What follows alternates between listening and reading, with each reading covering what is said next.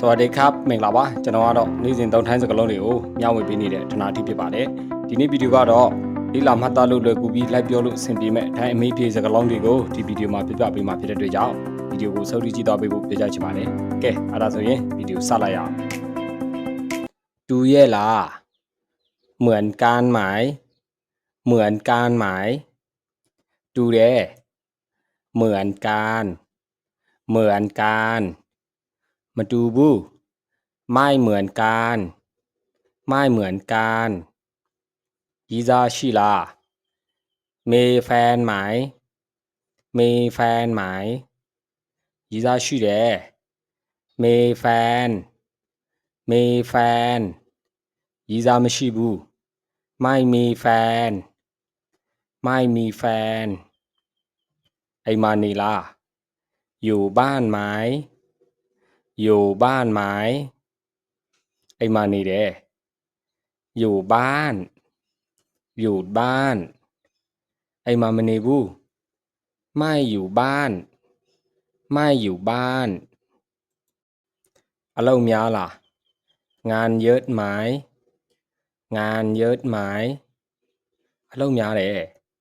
งานเยอะงานเยอะอารมณ์ไม่ยาบู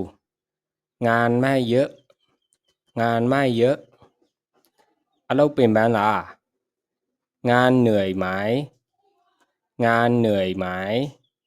อารมณ์เป็นบ้านเนี่ยงานเหนื่อยงานเหนื่อยอารมณ์มันเป็นบ้านบูงานไม่เหนื่อยงานไม่เหนื่อยชิบูชิล่ะมีน้ำร้อนไหมมีน้ำร้อนไหมเยบูชิเดมีน้ำร้อนมีน้ำร้อนเยบูมชิบูไม่มีน้ำร้อนไม่มีน้ำร้อนเยเอชิล่ะมีน้ำเย็นไหมมีน้ำเย็นไหมเยเอชิเดมีน้ำเย็นมีน้ำเย็นเยเอมชิบูไม่มีน้ำเย็น